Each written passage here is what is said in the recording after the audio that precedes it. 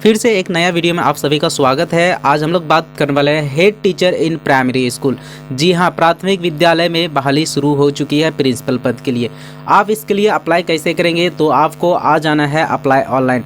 इसका लिंक आपको description box में मिल जाएगा, आप वहाँ से डायरेक्टली इसके लिए अप्लाई कर सकते हैं, ऑनलाइन अप्लाई कर सकते हैं। एप्लीकेशन का रजिस्ट्रेशन डेट जो स्टार्ट हुआ है 11/3/2024 और ये रजिस्ट्रेशन का जो लास्ट डेट है 2/4/2024 है। ठीक है, तो इसका इंस्ट्रक्शन आप यहाँ से चेक कर सकते हैं, इसका एडवर्टाइजमेंट और उसके बाद इंस्ट्रक्शन, इसका एलिजिबिलिटी क्राइटेरिया क्या है, क्वालिफिकेशन क्या है, एज लिमिट क्या है, ये सारे चीज़ आप यहाँ से चेक कर सकते हैं। तो अप्लाई के लिए सिंपली आपको क्लिक करना है अप्लाई ऑनलाइन। जैसे ही अप्लाई ऑनलाइन के ऊपर क्लिक करते हैं तो देखिए कि आपका ऑनलाइन एप्लीकेशन फॉर्म ये स्टार्ट हो जाता है। आप यहाँ से इसके लिए अप्लाई कर सकते हैं। यहाँ आपको जो कैंडिडेट है उसका फर्स्ट नेम, उसके बाद यहाँ मिडिल नेम, उसके बाद डालना है या लास्ट नेम। तो ये जैसे ये डमी पर्पस के लिए मैं डाल देता हूँ, ठीक है। ये मेरा सिर्फ डमी पर्पस के लिए, ये मेरा रियल डिटेल्स नहीं है। उसके बाद यहाँ फादर्स नेम डालना है। फादर्स नेम के बाद अब ये हस्बैंड्स नेम डालना है, मतलब विवाहित महिलाओं के लिए ये होता है। जो गर्ल्स ऑलरेडी मैरिड हैं तो वो अपने हस्बैंड्स के नाम यहाँ फिल करेंगे। अगर जो अनमैरिड हैं तो या फिर बॉयज़ हैं तो उनको यहाँ फिल करने की ज़रूरत नहीं है, वो ये एज इट इज़ ऐसे ब्लैंक छोड़ देंगे। उसके बाद यहाँ मदर्स नेम डालेंगे। मैरिड स्टेटस में मैरिड अनमैरिड जो भी है यहाँ से आप सेलेक्ट कर लेंगे, या फिर थर्ड कैटेगरी यहाँ सेलेक्ट करेंगे।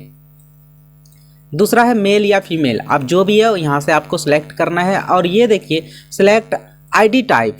अब ये आईडी टाइप में आप आधार नंबर या फिर पैन नंबर जो भी आप सेलेक्ट करेंगे वो आपको सेलेक्ट कर लेना। उसके बाद जो भी आईडी यहाँ सेलेक्ट करेंगे उसका नंबर आपको यहाँ से फिल करना है।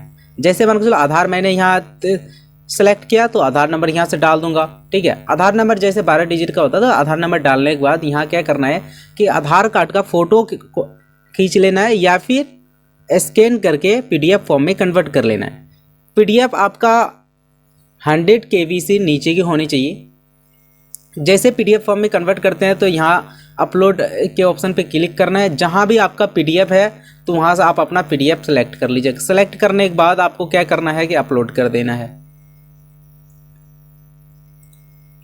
जैसे मान लो चलो आपने अपने आधार कार्ड यहाँ अपलोड कर दिया। उसके बाद are you citizen of India, तो यस कर देना है। उसके बाद पूछा जा रहा है permanent resident origin state of Bihar, तो यस कर देना है। यदि आप नो करते हैं तो अनएलिजिबल हो जाते हैं, क्योंकि ये सिर्फ बिहार के स्टूडेंट के लिए है, क्योंकि ये BPSC एग्ज़ाम है, ठीक है। तो इसलिए ये बिहार के स्टूडेंट के लिए है। दूसरा है यदि देखिए कि आपने यहाँ यस अगर सेलेक्ट किया है, यदि आपने यहाँ यस सेलेक्ट किया है तो यहाँ सर्टिफिकेट नंबर, रेजिडेंस सर्टिफिकेट जो निवास प्रमाण पत्र होता है उसका नंबर देना है। दूसरा यहाँ इशू डेट देना, ठीक है। उसके बाद क्या करना है कि फ़ोटो खींच के या फिर स्कैन करके PDF फॉर्म में कन्वर्ट करके यहाँ से अपलोड कर दीजिएगा।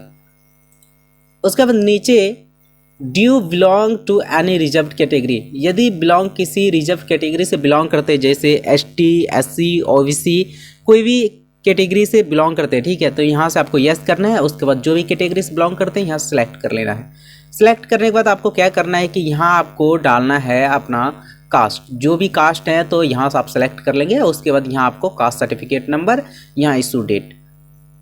उसके बाद अब देखिए कि यहाँ अगर सेलेक्ट करते हैं ना तो यहाँ क्या लिखा आ रहा, यू आर नॉट एलिजिबल, तो आपको अदर ना सेलेक्ट करके यहाँ बिहार सेलेक्ट करना है। उसके बाद यहाँ अपलोड सर्टिफिकेट, यहाँ क्या करना है कि आपको फ़ोटो खींच के फिर से अपलोड कर देना, जो आपका कास्ट सर्टिफिकेट है अपलोड करना है। उसके बाद यहाँ पूछा जा रहा है आर यू अ ग्रैंडसन या फिर grand daughter of freedom fighter, ठीक है। यदि जैसा कि एडवर्टाइजमेंट पे बताया गया कि जो भी किसी फ्रीडम फाइटर से बिलोंग करते हैं, जो भी किसी फ्रीडम फाइटर के पोता पोती नाती नतनी जो भी है, अगर वो हैं तो उसके लिए कुछ रिजर्वेशन दिया जाता है, कुछ छूट मिलता है। यदि है तो यस या तो फिर नो कर देना है।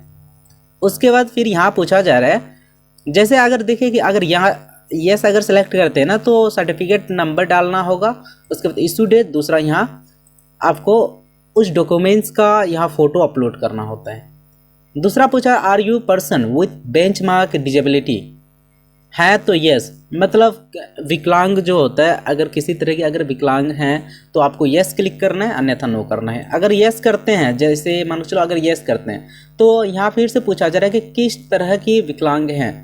आपको देखने में दिक्कत है, सुनने में दिक्कत है, या फिर मेंटली डिस्टर्ब है, जो भी है, तो आपको यहाँ से सिलेक्ट कर लेना है। उसके बाद यहाँ सर्टिफिकेट नंबर डालना है, उसके बाद यहाँ इशू डेट, ठीक है। उसके बाद यहाँ से आपको क्या करना है कि अपना कॉलेज या फिर अपना स्कूल यहाँ से सेलेक्ट कर लेना है। ये फिर मैंडेटरी है तो यहाँ सेलेक्ट कर लेंगे। उसके बाद यहाँ आपको अपलोड करना है अपना डिजिबिलिटी जो सर्टिफिकेट है आपके पास, जो कि आपको आपके स्कूल के द्वारा या फिर आपके ब्लॉक के द्वारा मिला था, तो वो आपको यहाँ विकलांग प्रमाण पत्र यहाँ से अपलोड कर देना है। जैसे ही अपलोड करते हैं फिर यहाँ आपसे पूछा जा रहा है कि एस्क्राइब, ठीक है, एस्क्राइब रिक्वायर्ड, तो यस या फिर नो। तो यहाँ एस्क्राइब रिक्वायर्ड यहाँ हम यस करते हैं, ठीक है। उसके बाद थोड़ा स्क्रॉल करके अगर नीचे आते हैं ना, नीचे आने के बाद do you want to pay any concessional fee as per SC ST disability female where, तो यहाँ नो हम लोग कर देते हैं, ओके। उसके बाद are you an ex serviceman. अब देखिए ये एक्स सर्विसमैन होता क्या है। एक्स सर्विसमैन जो मान के चलो पहले किसी कोई नेवी, आर्मी, एयरफोर्स में अगर पहले से ज्वाइन थे, कहीं काम कर रहे तो आपको यस क्लिक करना है, अन्यथा नो करना है। अगर आप यस करते हैं तो यहाँ आपको जो ज्वाइनिंग डेट होगा या फिर कोई सर्टिफिकेट आपको मिला है तो यहाँ से आपको सर्टिफिकेट नंबर, उसके बाद इशू डेट, उसके बाद ये फ़ोटो खींच के PDF फॉर्म में कन्वर्ट करके यहाँ से अपलोड कर देना है। उसके बाद यहाँ आपसे पूछा जा रहा है कि are you completed 3 years of regular service in Bihar government. तो एडवर्टाइजमेंट में जैसा कि बताया गया था कि यदि आपने 3 साल के रेगुलर 3 साल के कोई बिहार गवर्नमेंट के अंदर किसी सर्विस में कार्य किया है तो आपको यस करना है, जिसमें कि आपको कोई रिजर्व मिलता है। अगर यस करते हैं उसके बाद डेजिग्नेशन मतलब आपका पोस्ट क्या था, उसके बाद ऑफिस जो भी था तो यहाँ से आपको लिखना है। उसके बाद ऑफिस, यहाँ प्लेस किस जगह पे आपका ऑफिस पड़ता था, ठीक है। तो दूसरा है certificate number. Inter employment details में सर्टिफिकेट नंबर या फिर NOC या फिर ज्वाइनिंग लेटर, तो यहाँ आपको ज्वाइनिंग लेटर का जो नंबर है वो डाल देना है। उसके बाद इशू डेट डालना है, ठीक है। उसके बाद जो भी डॉक्यूमेंट्स का यहाँ नंबर आप फिल करेंगे उसको यहाँ से अपलोड भी कर देना है। उसके बाद यहाँ आपको अपना डेट ऑफ बर्थ यहाँ सेलेक्ट करना है, यहाँ से डेट जो भी होगा वो सेलेक्ट करना। उसके बाद यहाँ मंथ, उसके बाद ईयर, ये आपका कैलेंडर भी ऑन हो जाता है, यहाँ से आप टोटली सेलेक्ट कर सकते हैं, ठीक है। उसके बाद है एड्रेस। ये कॉरेस्पॉन्डेंस एड्रेस जो होता है ना, कॉरेस्पॉन्डेंस एड्रेस में आपको कंफ्यूज नहीं होना। कॉरेस्पॉन्डेंस एड्रेस में आपको वो एड्रेस डालना होता है, मान के चलो आपका घर बिहार है बट आप दिल्ली में अभी रहते हैं, ठीक है, तो आपको कॉरेस्पॉन्डेंस एड्रेस में दिल्ली का एड्रेस डालना है। उसके बाद ये एड्रेस लाइन ये कुछ भी आप डाल सकते हैं। उसके बाद स्टेट सेलेक्ट करना है, यहाँ से आपको डिस्ट्रिक्ट यहाँ फिर पिन कोड डाल देना है। दूसरा है परमानेंट एड्रेस। तो परमानेंट एड्रेस में आपको वही एड्रेस डालना है जो आपका जन्म स्थान होता है। जो आपका जन्म स्थान है वो एड्रेस आपको डालना है। यहाँ से आपको अपना स्टेट जो भी है वो सिलेक्ट कर लेना है। स्टेट के बाद जो डिस्ट्रिक्ट है यहाँ से आप अपना डिस्ट्रिक्ट सेलेक्ट करेंगे, यहाँ आपको पिन कोड अपना डाल देना है। पिन कोड 6 अंक का होता है। पिन कोड जैसे ही आप डालते हैं तो यहाँ आपको बोला जा रहा है do you have required essential qualification criteria. Advertisement पे बताया गया जो भी डॉक्यूमेंट्स कहीं रिक्वायर्ड है, तो वो पूछ रहा है कि जो भी डॉक्यूमेंट्स कहीं रिक्वायर्ड है वो सारे डॉक्यूमेंट्स आपके पास है। अगर है तो आपको येस क्लिक करना है, अन्यथा नो करना है। अगर नो करते हैं तो आप अनएलिजिबल हो जाते हैं, आप एलिजिबल नहीं होंगे, ठीक है। तो देखिए कि sorry you are not eligible for the above post, therefore you can't proceed, okay.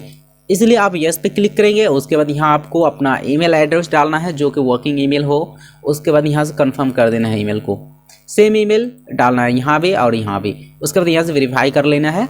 उसके बाद आपको मोबाइल नंबर डालना है, वही मोबाइल नंबर डालना है जो आपके मोबाइल पे अभी वर्किंग हो, जो चल रहा है।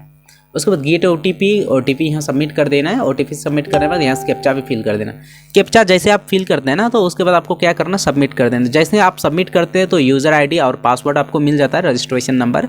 तो उस रजिस्ट्रेशन नंबर को और ईमेल, फ़ोन नंबर, ये 2 चीज़ आपको हमेशा रखना होगा जब तक कि आपका फाइनल रिजल्ट ना आ जाए।